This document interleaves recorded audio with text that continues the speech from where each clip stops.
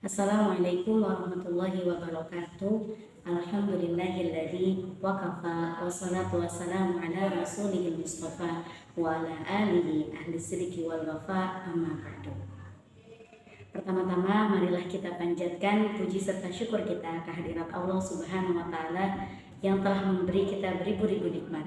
Salah satunya nikmat kesempatan menuntut ilmu dan berkumpul dengan orang-orang yang saleh. Amin.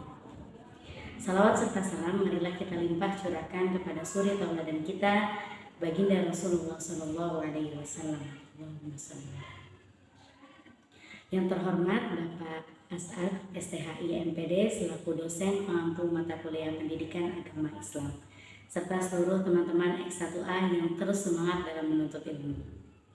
Perkenalkan, saya Siti Hafizul Khan dari kelas X1A, memenuhi tugas narasi mata kuliah pendidikan agama Islam. Adapun 3 pokok hal pembahasan yang akan saya sampaikan, yaitu yang pertama, sumber-sumber hukum Islam, yang kedua, toleransi dalam Islam, yang ketiga, akhlak. Sumber hukum dalam Islam yang pertama yaitu Al-Quran. Allah Subhanahu wa taala menurunkan Al-Quran kepada Nabi Muhammad SAW sebagai sumber hukum primer dalam Islam. Pertanyaannya, kenapa Al-Quran jadi sumber hukum yang primer dalam Islam? Jawabannya jelas dalam Quran surat An-Nahl ayat 98. Wa nazzalna 'alaikal kitaba tibyana likulli syai'. Sesungguhnya kami telah menurunkan Al-Quran untuk menerangkan segala sesuatu perkara. Fahkum bainakum bima anzalallahu. Maka hukumilah di antara mereka menggunakan apa yang telah Allah turunkan kepadamu Nabi Muhammad, Al-Quran.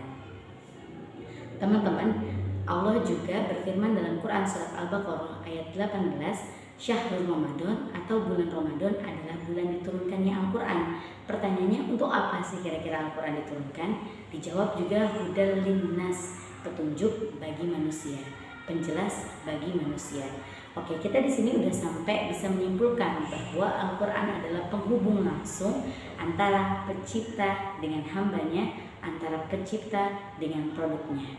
Hukum Islam yang kedua yaitu as-sunnah atau hadis. Kita kembali lagi ke hadis yang sebelumnya dibacakan di awal, yaitu hadis riwayat Abu Daud yang berbunyi, jika dalam kitabullah tidak ditemukan, saya akan menyelesaikan perkara dengan sunnah. Demikianlah jawaban Mu'az ketika ditanya oleh Rasulullah SAW. Sunnah sendiri secara bahasa berarti jalan, tabiat, atau perilaku. Sunnah menurut istilah yaitu perilaku, perkataan, sifat, perbuatan, takrir dari Rasulullah SAW. Jadi teman-teman, hadis dan Al-Quran merupakan 2 sumber hukum yang primer dalam Islam. Mungkin bisa kita ibaratkan Al-Quran dan Sunnah adalah Al-Quran sebagai kurikulum, Rasulullah sebagai staf pengajar. Kenapa bisa diartikan seperti ini? Karena seorang guru pasti datang mengajarkan kurikulum. Tidak mungkin hanya diberikan sebuah buku. Jika diberikan buku saja, maka pembaca itu akan memahami dan mengartikan sesuai dengan keinginannya atau sesuai dengan pemahamannya. Maka dari itu, diutuslah Rasulullah sebagai staf pengajar terbaik dari Allah Subhanahu wa taala untuk menjelaskan ini loh maksudnya Al-Quran. Jadi nanti Rasulullah akan secara detail membahas tentang Al-Quran dan membatasi sesuatu dalam Al-Quran atau lain sebagainya. Teman-teman perlu dipahami, ini bukan karena Al-Quran kurang. Sekali lagi, bukan karena Al-Quran kurang. Teman-teman, kita balik ke Lego tadi, yang 1600 aja itu 75 lembar penjelasan atau manual instruction. Gimana dengan manusia yang umurnya rata-rata 60 sampai 70 tahun, yang jumlahnya miliaran, yang masalahnya kompleks, masalah cinta, masalah ekonomi, masalah politik, pasti Allah turunkan lebih banyak. Maka dari itu Allah tidak membuat Al-Quran itu secara detail, tidak ingin menyusahkan manusia. Maka dari itu Al-Quran segitu saja, 30 juz, 114 surat. Jumlah ini udah sangat presisi dari Allah untuk menerangkan segala perkara yang terjadi kepada manusia. Masuk ke sumber hukum Islam yang ketiga, yaitu ijtihad. Dengan wafatnya Rasulullah SAW itu mengartikan bahwa wahyu tidak akan turun lagi. Al-Quran dan hadis tidak akan pernah bertambah lagi. Namun dengan seiring perkembangannya zaman, berubahnya peradaban, muncullah masalah-masalah baru yang sebelumnya tidak terjadi pada di zaman Rasulullah. Nah, sebagai bentuk ikhtiar para fuqaha, mereka melakukan ijtihad berdasarkan Al-Quran dan Sunnah. Maka itu, ijtihad dapat dikatakan sebagai sumber hukum Islam yang ketiga. Ijtihad sendiri terbagi dua menjadi ijma' dan qiyas. Ijma' sendiri berarti kesepakatan sahabat atau dalil dalam syariat Islam. Jika ada seseorang yang mengatakan dalam Islam tidak wajib memakai jilbab, coba dicek, ada nggak dalilnya? Jika tidak ada dalilnya, maka itu bukan dalil syariat Islam, melainkan hanya sekedar dalih saja. Oke, pertanyaannya, kenapa kita bisa sampai mengambil kesepakatan dari para sahabat? Teman-teman diingat pembahasan tadi tentang kurikulum dan staf pengajar.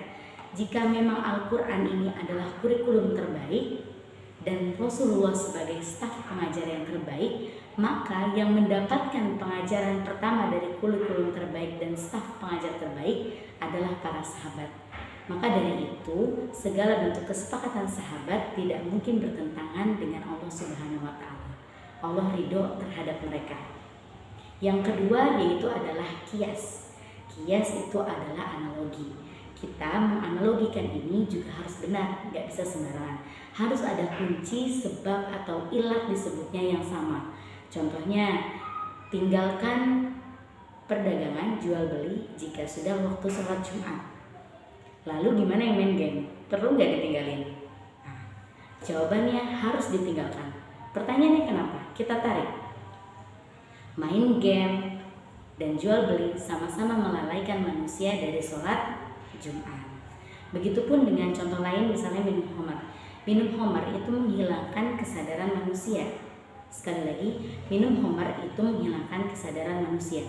Sedangkan Allah ingin manusia beribadah dalam keadaan sadar. Maka dari itu, narkoba dihukumin haram. Kenapa? Karena narkoba menghilangkan kesadaran manusia. Baik, sudah kita dapatkan 3 sumber-sumber hukum Islam. Yang pertama yaitu Al-Quran, kedua Sunnah, dan ketiga ijtihad.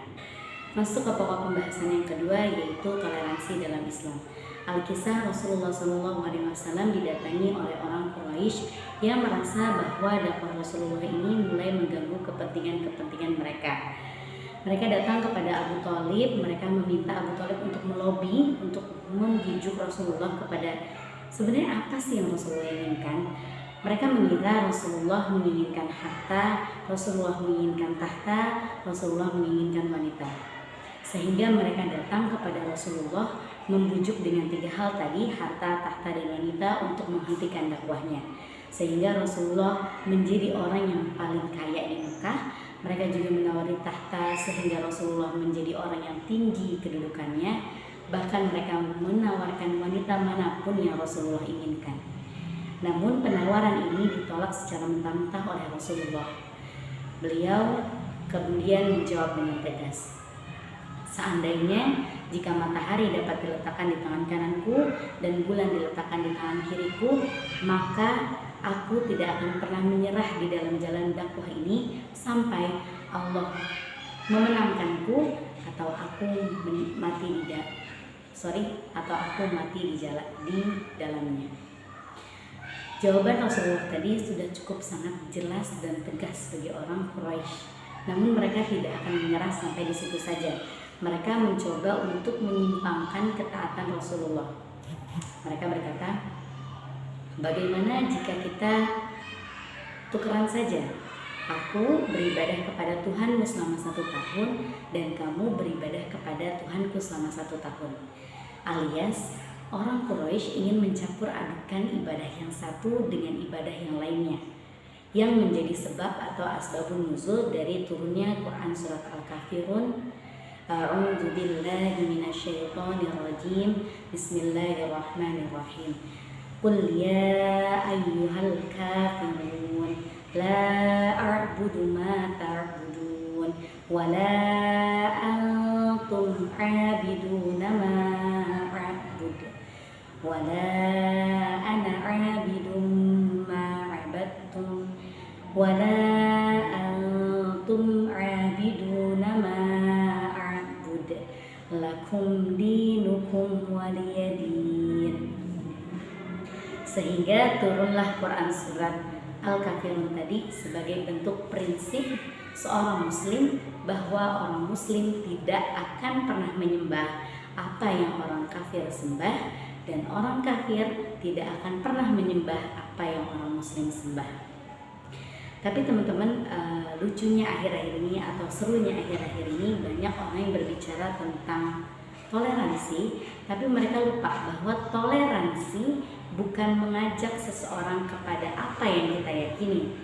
Mengajak seseorang kepada apa yang kita yakini itu bukan toleransi, melainkan dakwah namanya bujukan atau provokasi. Begitupun jika kita ingin mengenalkan Islam kepada orang yang di luar Islam supaya mengetahui mengenal Islam, itu disebut dengan dakwah. Lalu apa sih kira-kira toleransi itu? Mari kita memahami dulu apa atau definisi dari toleransi. Definisi dari toleransi merupakan dari bahasa Latin yaitu tolerare yang artinya kemampuan untuk fleksibel. Nah, di sini dicontohkan pakai masker. Kalau di sini ada kainnya sama talinya, nah talinya kita tarik, ini namanya batas kemampuan toleransi. Setiap benda mempunyai batas kemampuan toleransinya masing-masing. Tulang punya, otot punya, begitupun dengan masker dan tali masker ini. Kalau misalnya ditarik, ini namanya batas kemampuan dari toleransi tali masker. Gimana cara ngitung batasnya? Itu kita hitung dari titik tumpunya. Kalau titik tumpunya ikut ketarik, ini namanya bukan toleransi. Gitu. Dalam agama Islam, titik tumpu ada pada akidah. Jadi jika teman-teman ingin toleransi namun akidahnya ikut ditarik, itu namanya bukan toleransi. Atau lebih mudahnya dapat kita pahami bahwa toleransi adalah kita memahami ibadah-ibadah kita mengetahui ibadah-ibadah kita paham kenapa kita harus melaksanakan ibadah-ibadah tersebut, dan kita membiarkan orang lain tidak melakukan hal seperti kita. Seperti itu. Itu toleransi. Makanya teman-teman, sedikit aneh jika ada seorang yang berkata bentuk toleransi umat muslim terhadap kaum Nasrani saat perayaan hari mereka adalah memakai atributnya atau ikut merayakan atau ikut mengucapkan. Ingat teman-teman, itu bukan bentuk dari toleransi. Ingat, hal ini sama dengan asbabun nuzul atau sebab turunnya Quran surat Al-Kafirun tadi, yaitu mencampurkan antara yang hak dan yang batil.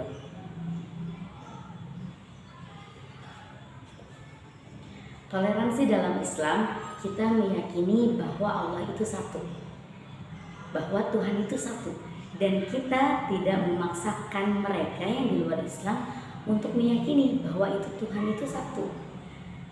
Gitu. Seperti itu toleransi. Nah, jika misalnya ada beberapa orang kadang kan yang suka bilang kayak, tapi kan cuma kata-kata gitu. Nah, loh, semuanya juga kata-kata. Teman-teman perlu ingat, syahadat kata-kata. Orang ijab kabul saya terima nikahnya itu juga kata-kata. Selanjutnya talak itu juga sebuah kata-kata. Seseorang yang mengucapkan syahadat artinya dia beriman. Seseorang yang mengucapkan ijab artinya dia bersaksi atas pernikahannya. Seseorang yang mengucapkan talak artinya perceraian dari pernikahannya. Itu semua juga kata-kata. Artinya apa? Kata-kata di sini memiliki konsekuensi yang berat, memiliki konsekuensi yang serius. Bentuk dari toleransi kita adalah membiarkan mereka untuk melakukan ibadah atau agamanya masing-masing. Teman-teman perlu diingat, orang yang menjalankan agamanya, orang yang orang yang menjalankan agamanya itu bukan fanatik. Orang yang menjalankan agamanya itu mereka mempunyai prinsip. Pokok pembahasan yang ketiga yaitu akhlak.